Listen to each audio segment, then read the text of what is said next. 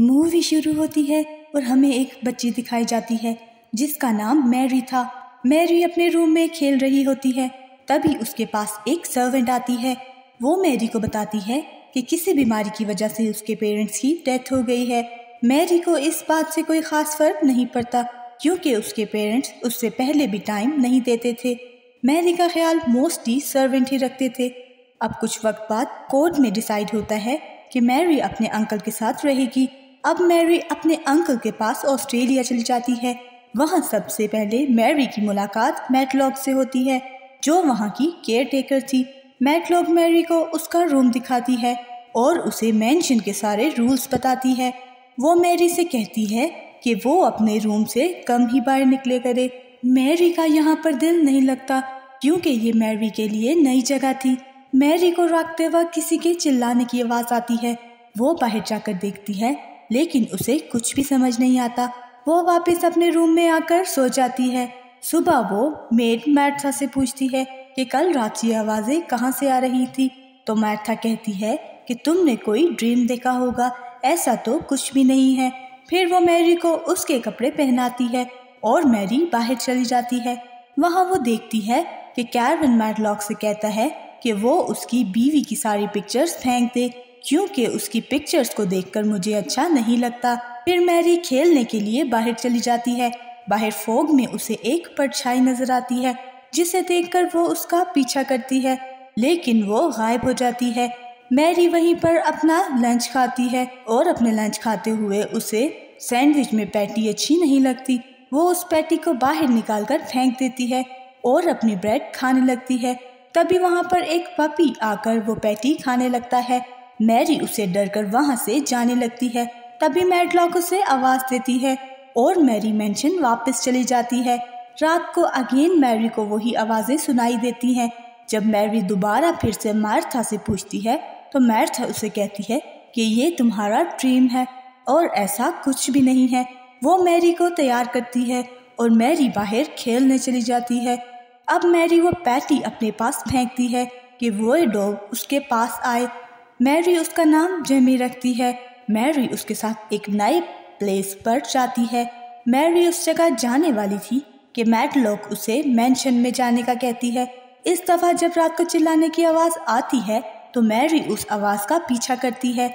वहाँ वो कलैन से मिलती है जो मैरी का कज़न है और ये आवाज़ भी उसके रूम से आती है। मैरी ये देखकर बहुत खुश होती है कि यहाँ पर उसके अलावा भी कोई और बच्चा है। सुबह जब मैर्था मैरी को तैयार करती है तो उसे बताती है कि आज तुम मिस्टर कैवन से मिलोगी। जब वो मिस्टर कैवन के पास जाती है तो वो मैरी से कहता है अगर तुम चाहो तो किसी दूसरे स्कूल भी जा सकती हो। लेकिन मैरी उससे कहती है नहीं, मुझे इसी स्कूल में पढ़ना है। तो कैरवन कहता है ठीक है लेकिन तुम कोई शरारत नहीं करोगी। अब मैरी बाहर जाने लगती है और जिमी के साथ खेलने लगती है कि अचानक फोग की वजह से जिमी वहाँ से भाग जाता है। मैरी उसके पीछे चली जाती है और देखती है कि जिमी का पाँव एक एनिमल कैचर में फंस जाता है। मैरी उसका पैर उससे बाहर निकालती है। तभी जिमी वहाँ से भाग जाता है। मैरी उसका पीछा करती है लेकिन जिमी वहाँ से गायब हो जाता है। मैरी उस दीवार को देखती है और उसको लगता है कि जिमी इस दीवार के पीछे गया है।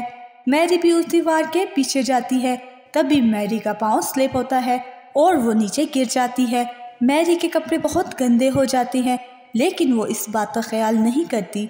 मैरी जिमी के पीछे जाती है लेकिन जिमी उससे डरकर भाग जाता है। मैरी को ये जंगल और इसके ट्री बहुत अजीब लग रहे थे क्योंकि दरख्तों के पत्ते हवा के साथ अपना रंग चेंज करते थे लेकिन ये जंगल बहुत खूबसूरत था। अब वहाँ एक स्पैरो आती है और वो एक हॉल की तरफ इशारा करती है। जब मैरी उस हॉल में देखती है तो उसे वहाँ से एक की मिलती है। इससे पहले कि मैरी देखती कि ये किस चीज़ की की है, मैटलॉक उसे आवाज़ देती है जिसे सुनकर वो जल्दी से वापस मेंशन जाने लगती है। तभी हम देखते हैं कि ट्री भी मैरी की हेल्प कर रहे हैं। मैटलॉक मैरी की ये हालत देखती है तो मैरी कहती है कि मुझे कैरवन ने ही खेलने को कहा था। अब वो नहाने के लिए चली जाती है। जब भी वो उस चाबी को देखकर सोचने लगती है कि ये किस चीज़ की चाबी है, मैरी को फिर से चिल्लाने की आवाज़ आती है। वो जाकर देखती है तो कुलैन मैटलॉक पर चिल्ला रहा था। वो उसे कोई मेडिसिन खिला रही थी। मैटलॉक के जाने के बाद वो कुलैन के रूम में जाती है तो उसे पता चलता है कि कुलैन को बैकबोन डिजीज है। मैरी कुलैन को मैजिकल गार्डन के बारे में बताती है, लेकिन कुलैन उसकी बातों पर यकीन नहीं करता और उसे एक बुक देता है कि इसे पढ़कर तुम्हें अच्छी नींद आएगी। मैरी अपने रूम में जाने लगती है तो उसे एक परछाई नजर आती है। मैरी उसका पीछा करती है और उसका पीछा करते हुए एक रूम में चली जाती है।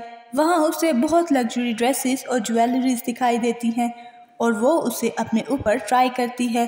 ट्राई करते हुए उसे एक नेकलेस अपने वो साथ ले जाती है। नेक्स्ट डे मेट उसे बताती है कि मिसेस कैवन और उसकी मॉम बहुत अच्छी दोस्त थी। मिसेस कैवन एक डिजीज की वजह से मरी थी, फिर वही डिजीज तुम्हारी मॉम को हुआ और तुम्हारी मॉम के बाद तुम्हारे डैड को भी हो गया। मैरी को ये सुनकर बहुत बुरा लगता है कि उनकी मॉम की डेथ उनकी फ्रेंड की वजह से हुई। फिर मैरी खेलने के लिए बाहर चली जाती है। वहाँ उसे एक लड़का मिलता है जिसका नाम डिकॉन था। डिकॉन वही लड़का था जो पियर्स के लिए ट्रैप लगाता था। मैरी उस पर बहुत गुस्सा करती है और उसे बहुत बुरा भला कहती है, लेकिन डिकॉन उससे सॉरी कर लेता है और वो अपने साथ उसे मैजिकल गार्डन में जाने का कहता है। जब वो उस गार्डन में जाते हैं तो डिकॉन वहाँ से कुछ जड़ी बूटी लेकर जिमी के पैर पर लगा देता है। अब मैरी कुलैन को जिमी के बारे में बताती है। कुलैन ये सुनकर बहुत खुश होता है कि अब वो उसे सीक्रेट रूम में ले जाती है।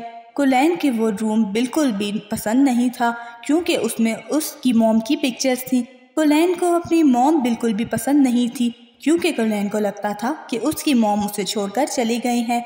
मैरी कुलैन को अपनी और कुलैन के मॉम की पिक्चर्स दिखाती हैं और उसे कहती हैं कि ये पिक्चर्स उसी सीक्रेट गार्डन की है जिसकी तुम्हें मैं बात बता रही थी।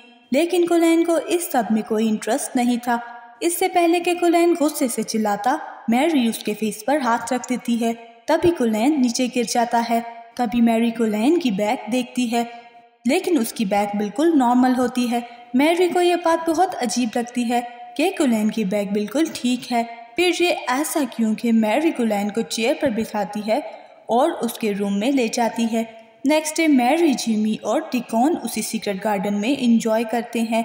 वो तीनों सीक्रेट गार्डन में खेल रहे थे। तभी वहाँ पर उन्हें एक डोर मिलता है और मैरी को लगता है जो कि उसके पास है वो इसी डोर की है। अब ये डोर ओपन होता है तो उन्हें पता चलता है कि ये डोर मैंशन की तरफ खुलता है। मैरी और डिकॉन मैंशन के अंदर चले जाते हैं और सीधा कुलैन के रूम में जाते हैं। कुलैन मैरी को देखकर चिल्लाने लगता है। मैरी उसके मुंह पर हाथ रख देती है। फिर वो कुलैन को व्हील चेयर पर बिठाकर जल्दी से सीक्रेट गार्डन में ले जाते हैं। कुलैन मैरी को रोकता है, लेकिन मैरी उसकी कोई भी बात नहीं सुनती।